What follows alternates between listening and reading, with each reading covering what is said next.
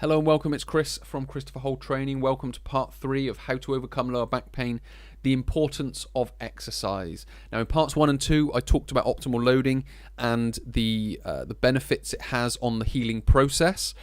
In part 3 you're going to learn about bracing and how it protects your spine. So we're now talking about something slightly different than the healing process, but it's something that you can do consciously, and then eventually it will become slightly more unconscious to protect your spine from future recurrences of low back pain, but also to protect your spine against any current low back pain that you may be experiencing. But before we get into that, I just quickly want to mention my social media. So you can come along, you can like, follow and subscribe. I'm sharing information like this on a weekly basis. So if that's something that you want to learn more about, then please do come along, like, follow, subscribe. It would be great to have you there. Alternatively, you can comment below any questions that you may have about what I'm talking about, any queries, anything that you found interesting, or any questions that you might have about it. Just comment below. It would be great to have your feedback. Alternatively, you can follow this link here, which will be in the description below, and you can start your journey to overcoming lower back pain by reserving a spot on my Fundamentals of Spine Health webinar. It's completely free. I share my entire formula for overcoming lower back pain, so that's what I use with people in the gym on a daily basis to help them overcome lower back pain. If you want to then start putting that information into practice, you can obviously do it yourself, or you can become an online client and start working with me in a sense, on a one-to-one basis through my online platform. So please do, go along, reserve your spot. The link is in the description. It will be great to have you on board. So in order to understand how bracing can help your lower back pain and protect your spine, I'm going to bring you to this quote here. Stiffened bracing effect to the intricate muscle network that supports the spine, thus reducing the joint micro-movements that trigger pain, and for a period of time after they are performed. So it's not only happening as you do it, it's also happening for a period of time after you do it.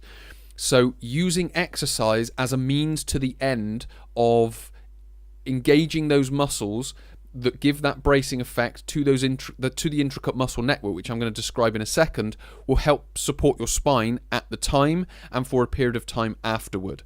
So coming on to the muscle network that we're talking about, is there are many layers to the core. So I've just used this as an example, and you can see there are muscles that I'm just drawing over here that basically span the length of the spine, some starting nearer the top and spanning up past the neck, some starting down at the bottom that span the full length, and some starting in the middle that again will span sort of the top part of the neck. So you can see there that there are many muscles. Now a lot of these muscles will engage unconsciously, but also as part of a whole. So we've got these sort of deeper layer muscles here, but we've also got the more superficial layer over here.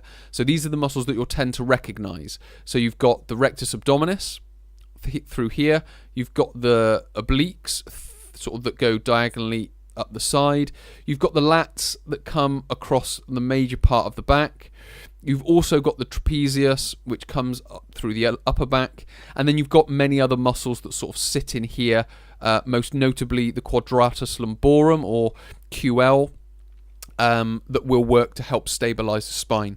So as I mentioned, there are many muscles that are involved in overcoming lower back pain, and what we have to do is use bracing to be able to get the most out of them, so the whole can work greater than the sum of its parts. So all of these muscles together will work better than just exercising one muscle at a time when you use things like sit-ups, crunches, back extensions, so on and so forth. So those are exercises to avoid, and we want to start using bracing during any exercise that can be much more effective at protecting your spine. So how is bracing done?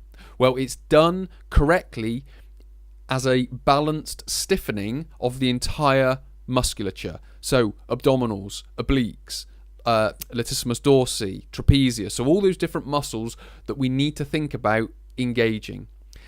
And what it's doing is it's evenly distributing stress around the torso, thus minimizing it on the spine.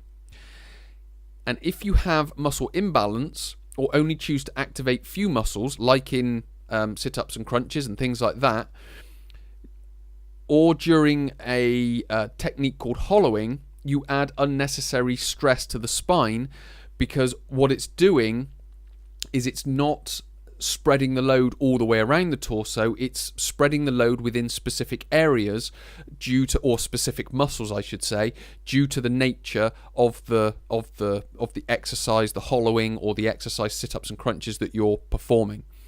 So how is bracing done correctly? Well, it's done appropriate to the task, and it's done by stiffening the abdominal wall, the lats, the traps, and the glute muscles. So this is learning, essentially, how to use your body correctly. So this, we have to sort of understand, comes before traditional exercise. So traditional exercise I would describe as fitness exercise. Now this, what I'm talking about, is just learning how to use your body correctly.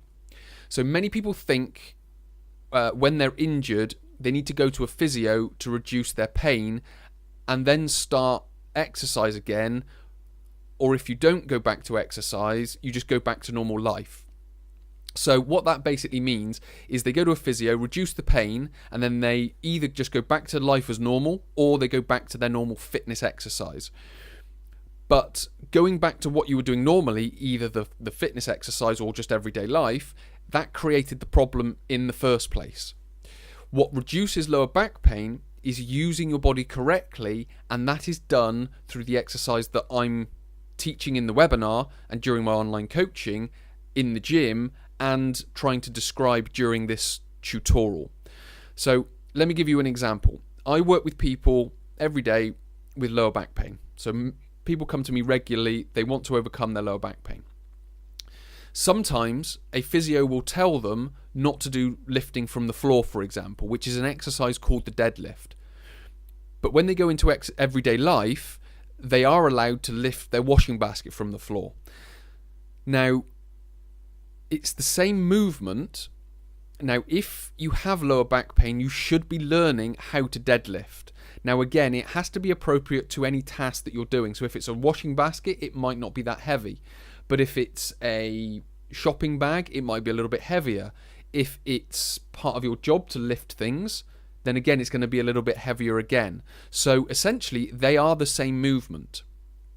But if you don't know how to lift correctly, albeit a deadlift exercise or shopping bags or, you know, a heavy box that you have to lift at work, then you're going to injure your back.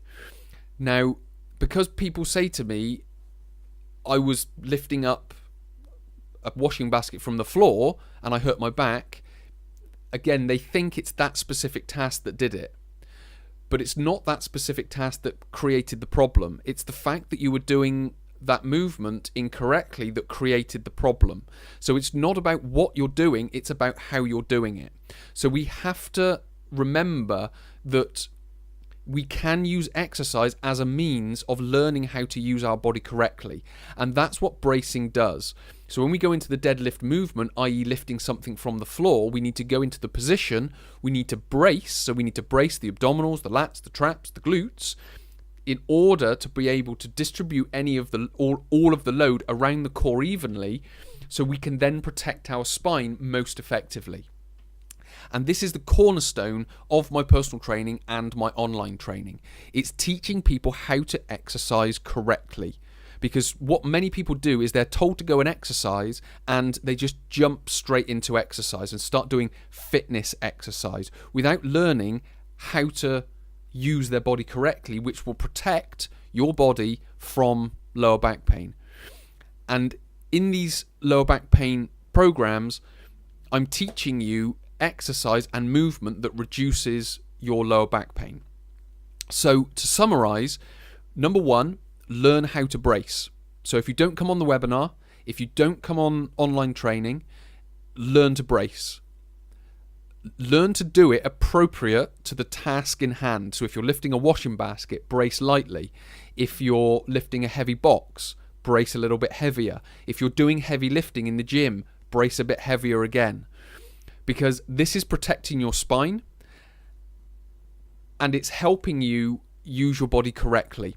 So if you want to learn more about this, come on to my next webinar by following the link in the description. Many thanks for watching. My name is Chris from Christopher Hole Training. I hope to speak to you in part number 4.